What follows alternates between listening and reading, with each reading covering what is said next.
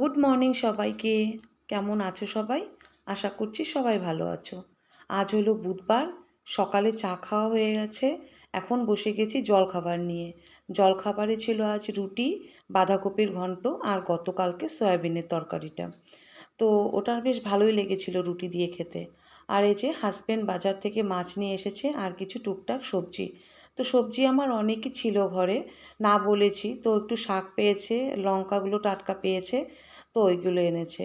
তো আজকের জন্য 4 পিস রান্না করব মাছ, আর বাদবাকি রেখে দিব কালকের জন্য। কালকে তো আমার যা ভাসুরের ছেলে আর আমার মেয়ে আসবে কলকাতা থেকে। তো ওরা তো দুপুরবেলা আসবে, যা ভাসুর। তো ওদেরকে বলেছি দুপুরবেলা আমাদের এখানে খেয়ে রাত্রে নিজের ঘরে কিছু একটা করে নেবে। তো আমরা না এমনই করি জানো তো, যে আমিও যদি বাইরে যাই এমন, তো আমার বড় যা বদ্দি ভাই আমাদের জন্য রান্না করে রাখে। আর ওরা যদি কোথাও যায় তো আমি ওদের জন্য রান্না করে রাখি, যাতে ট্রেন থেকে নেমেই ওদেরকে রান্না না করতে লাগে। তো এটাও একটা ভালো ব্যাপার জানো তো, অনেক সময় হয় কি বাইরে থেকে এসে না রান্নাবাড়ি করতে ইচ্ছা করে না। তো এভাবে যদি কেউ একটু রান্নাটা মুখের সামনে মানে থালটা এগিয়ে দেয়, তাহলে বেশ ভালো লাগে। তো আমিও এটা করি, আমার বড় জাও এটা করে। এই যে বাজার থেকে আজকে এনেছে লঙ্কা, একটা চালতা, আর একটু মূলা, আর হলো লাল শাক। তো লঙ্কাগুলোকে আমি এভাবেই বোটা ছাড়িয়ে রেখে দিই, যাতে আমার রান্নার সময় না বোটা ছাড়াতে একদম ভালো লাগে না। আর চটপট যাতে আমি মানে রান্নার মধ্যে লঙ্কাটা দিতে পারি। এভাবেই কিন্তু আমি আমার কাজগুলোকে একটুখানি আগিয়ে রাখি।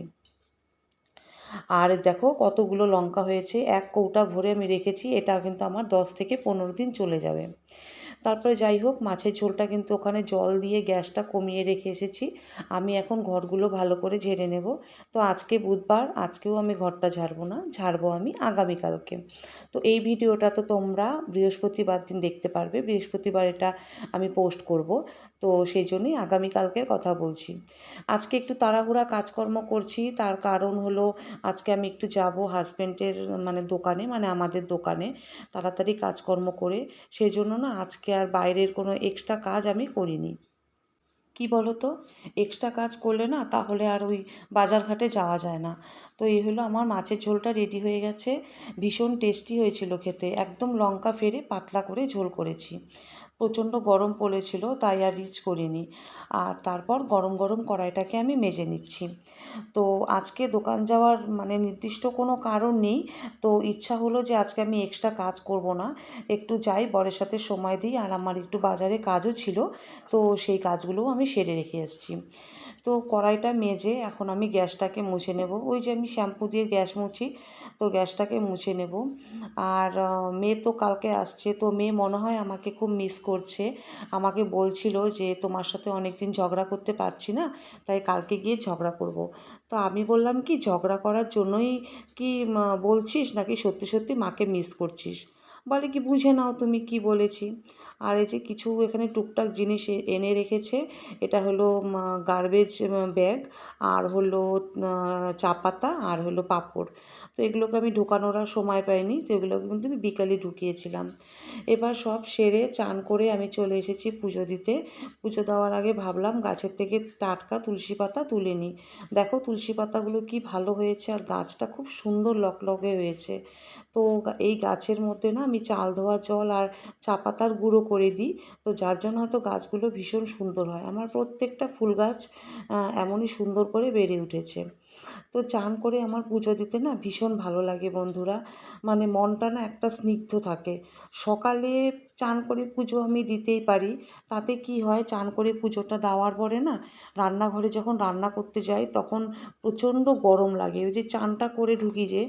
আর এমনিতে তো রোজ দিন একটু কাপড় ছেড়েই মানে রান্নাঘরে ঢুকি।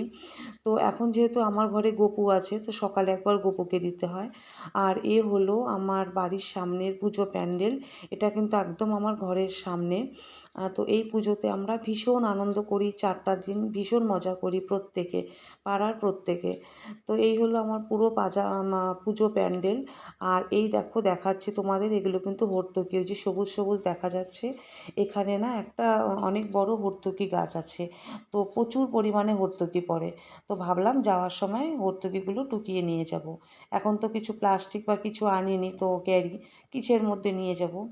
এই দেখো প্যান্ডেলটা যখন তৈরি হয়ে যাবে তখন অবশ্যই তোমাদের সাথে শেয়ার করব।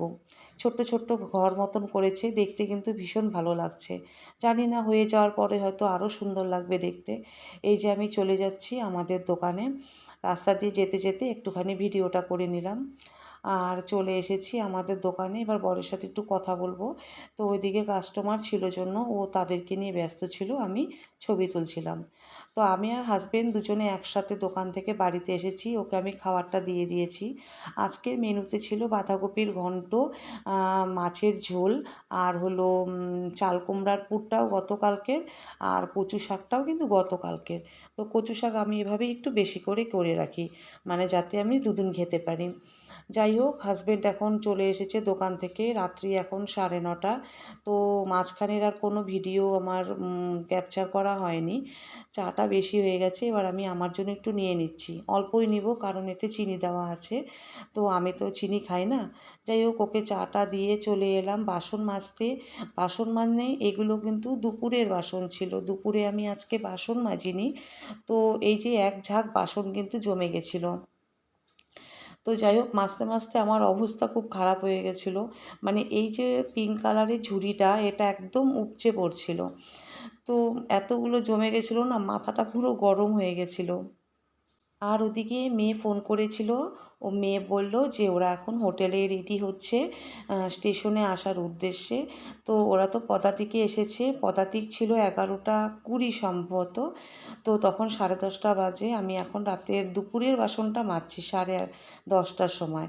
যাই হোক, এই যে এটা কিন্তু রাতের একদম কাজ কমপ্লিট আমার হয়ে গেছে। এই যে আমি কতগুলো চাল ভিজিয়ে রেখেছি, কতগুলো চাল বলতে এটা পরের দিন আমরা মানে সকালের ভাত ওই 1 কৌটার মতন ভিজিয়ে রেখেছি। তো আমি কিন্তু মানে পরের দিন সকালের ভাতের চালটা এভাবেই ভিজিয়ে রাখি। তো তাতে কি হয়, ভাতটা বসানোর সঙ্গে সঙ্গে না 5 মিনিটে ভাতটা হয়ে যায়। যখন খুব বেশি তাড়া থাকে আমি কিন্তু এভাবেই কাজ করি। আর যেহেতু কালকে বৃহস্পতিবারে আমার অনেক ঝামেলা থাকে, অনেক কাজ। তার মধ্যে ওরা আসবে কলকাতা থেকে, তো রান্নাবাড়িও আমাকে খুব তাড়াতাড়ি করতে হবে।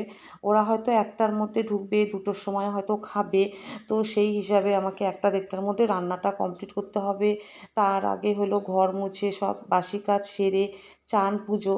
তো বুঝতেই পারছো এত কিছু কাজ, যার জন্য একটু সবজিটা যদি আমি কেটে রাখি তাহলে আমার ভীষণ মানে কাজে দেয়। তো রান্না হবে হলো আগামীকালকে করলা ভাজা, কারকোল ভাজা, আর হলো আলু দিয়ে বরবটি একটা ভাজা হবে, মাছের ঝোল হবে, আর হবে হলো ডাল হবে পেঁয়াজ রসুন দিয়ে, একটু ধনেপাতা দিয়ে নামাবো। টমেটো যদি মনে থাকে দেবো, তো না থাকলে কোনো ব্যাপার না। যাই হোক, সবজিগুলো কিন্তু আমি রাত্রে কেটে এভাবে ধুই না, আমি এভাবেই রেখে দিব। যখন আমি রান্না করব তখন ধুয়ে দিব। আর এভাবেই কিন্তু আমি যদি কোনো দিন কাজের চাপ বেশি থাকে, এভাবেই কিন্তু আমি নিজের কাজগুলোকে একটুখানি সামলে রাখি, যাতে আমার ভীষণ সুবিধা হয়। তো যেহেতু আমি সকালবেলা উঠতে পারি না ঘুম থেকে,